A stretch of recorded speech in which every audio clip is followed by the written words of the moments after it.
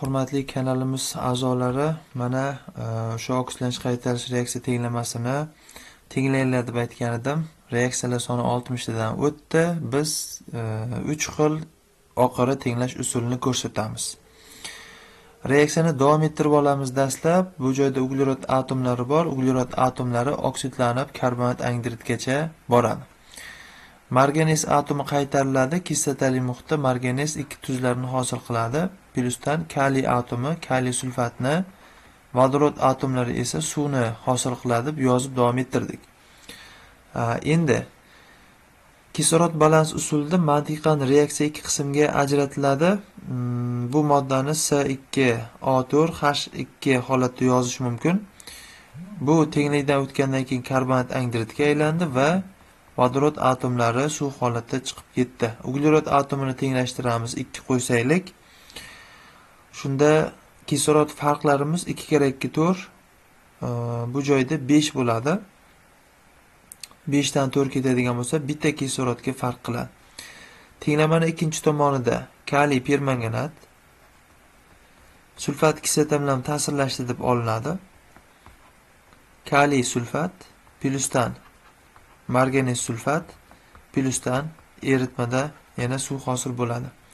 Tenglashtiramiz. Kisloroddan boshqa hamma atom tenglanadi. Marganez oldiga 2 qo'ysak kaliy teng bo'ladi. Sulfat kislotaga 3, suvni oldiga 3 qo'ysak teng bo'ladi. Endi kislorod farqlari 8, 3 kira 4 12 20. 20 dan 4 ketsa 16, 16 dan 4 ketsa 8 ketsa 8, 3 ketsa 5 farq bo'lar ekan. Bu farqni almashtiramiz. 5 bu yoqqa, 1 bu tomonga. Tenglamani koeffitsiyentini ko'paytirib yozib ketilaveradi. Masalan, oksalat kislotani oldiga 5 kira 1 5. Karbonat angidrid oldiga 2 kira 5 10. Kaliy permanganat oldiga 2 kira 1 2. Sulfat kislotani oldiga 3 kira 1 3. Kaliy sulfat oldiga 1 kira 1 1.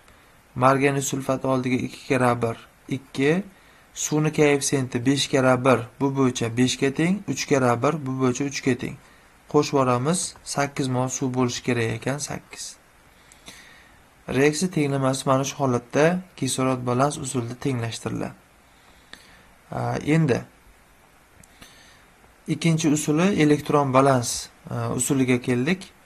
Elektron balans usuli ham reaksiya tenglamasini davom ettirib olamiz. Dastlab kaliy sulfat plyusdan marganez sulfat plyusdan suv.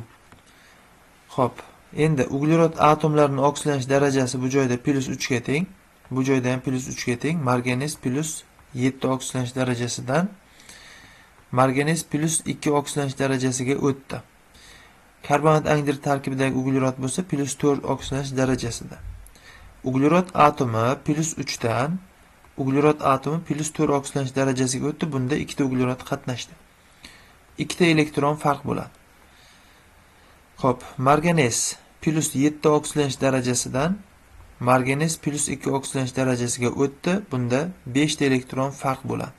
5 bu yoqqa, 2 bu yoqqa o'tadi, almashadi va tenglamani taxminiy bir koeffitsentlari qo'yiladi. Uglerod 5 kira 2 10. 10 bo'lishi uchun 5 qo'yishim kerak.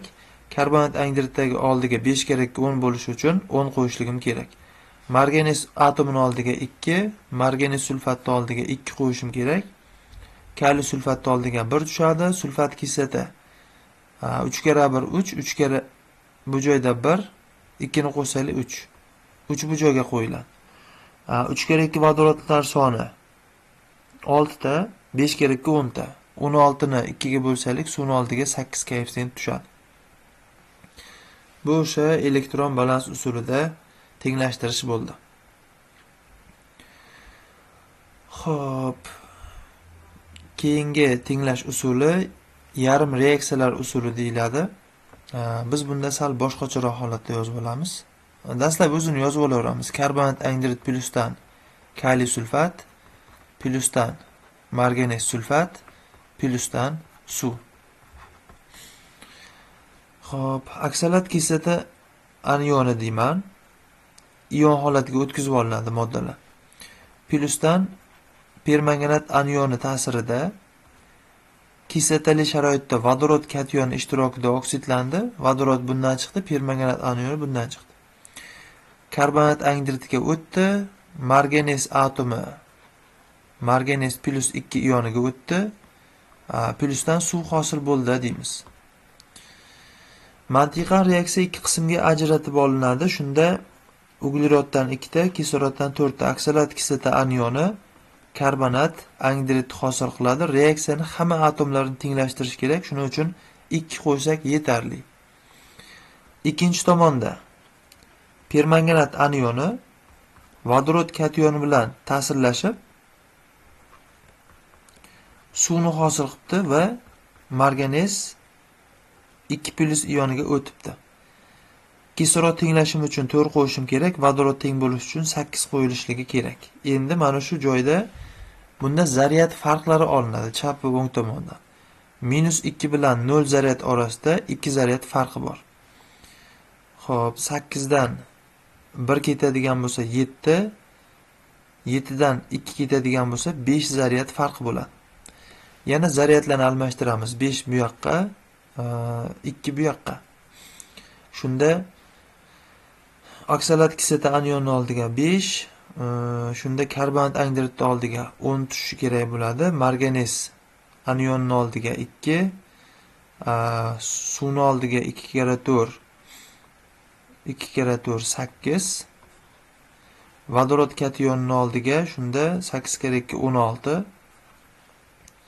Marganes anionni oldiga 2 tushishi kerak. Shu koeffitsiyentlarni yuqoridagi tenglamaga ko'chirib qo'yasiz. Oksalat kislotaga 5, permanganat anionni oldiga 2, sulfat kislota keyinchalik tenglanadi.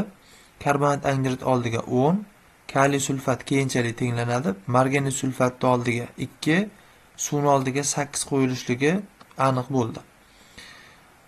Endi kaliy atomlarini tenglashtiradigan bo'lsak 1 qo'yilishi kerak. Sulfat kislotani tenglashtirishimiz uchun 3 qo'yishimiz kerak. Reaksiya tenglamasi mana shu holatda ion balans yoki yarim reaksiyada tenglashtiriladi.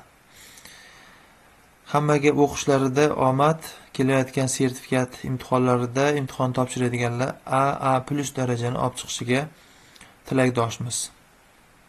Bizni kuzatishda davom eting.